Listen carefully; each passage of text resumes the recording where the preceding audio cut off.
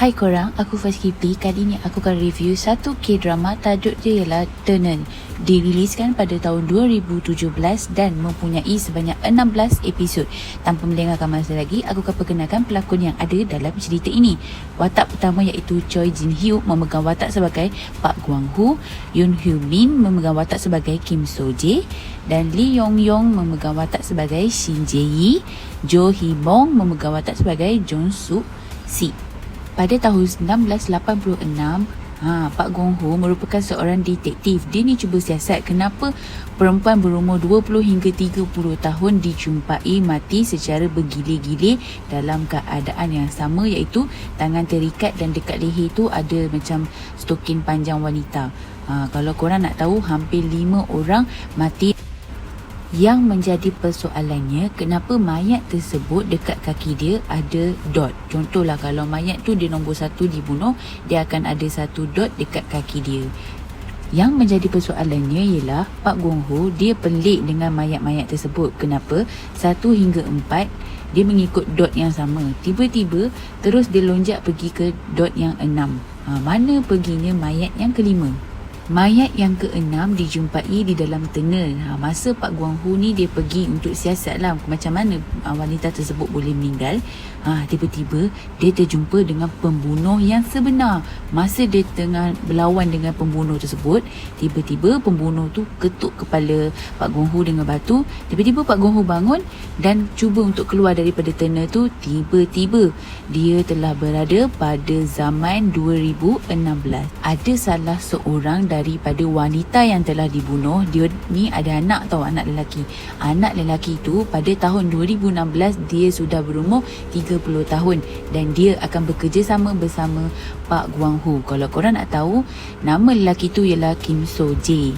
Nanti kawan baik Park Gwang Ho iaitu Jong Suk Si, dia ni akan mengenali Park Gwang Ho pada mulanya, tapi dia macam betul ke kawan aku ni? Tapi kalau betul dia, mesti dia dah tua kan pada waktu tu. Nanti lama kelamaan dia akan tahu sebenarnya memang betul Park Gwang Ho itu adalah kawan dia pada masa dahulu.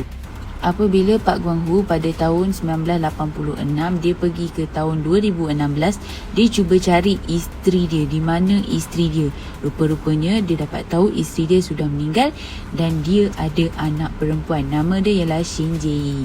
Jadi dia cuba untuk protect Shin Jae Yi sebab Shin Jae Yi ni merupakan seorang profesor yang menyiasat kes yang penjahat tu buat. Diringkaskan cerita, nanti penjahat tersebut dia akan attack Shin Jae Yi sebab dia sakit hati dengan Park Gwang Ho sebab Park Gwang Ho ni asyik cari kesalahan dia dan cuba untuk tangkap dia.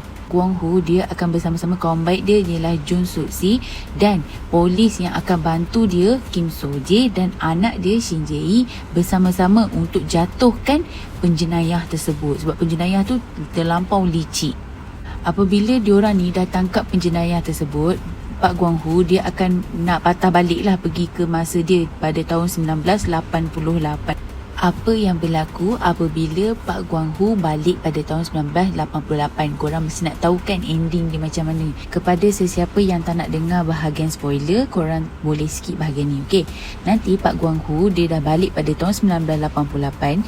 Dia akan berjumpa dengan Kim Song Jae pada tahun tu. Dia umur 5 tahun dan si Jae Yi berumur 5 bulan. Nanti diorang akan hidup bersama-sama. Sebab apa? Pada tahun 1985 Park Gwang Ho dia dah suka tau dengan Kim So Jae. Masa tu Kim So Jae berusia 3 tahun. Lepas Shin Jae Yi dah lahir pada tahun 1988, nanti Kim So Jae akan datang melawat Shin Jae Yi dan cuba berkawan dengan Shin Jae Yi. Okey kan ending dia. Untuk keseluruhan cerita ni aku bagi 9 star. Sebab apa 9 star? Sebab kalau korang nak tahu, pada episod pertama dia agak boring sikit. Sebab apa? Kan pengenalan dan dia nak bagi tahu macam mana pembunuhan berlaku.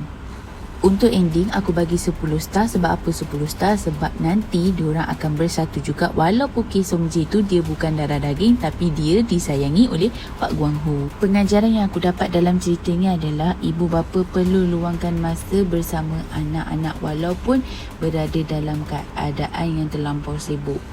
Dalam cerita ni di mana macam mana pembunuh tersebut boleh menjadi pembunuh sebab dia berdendam dengan mak dia.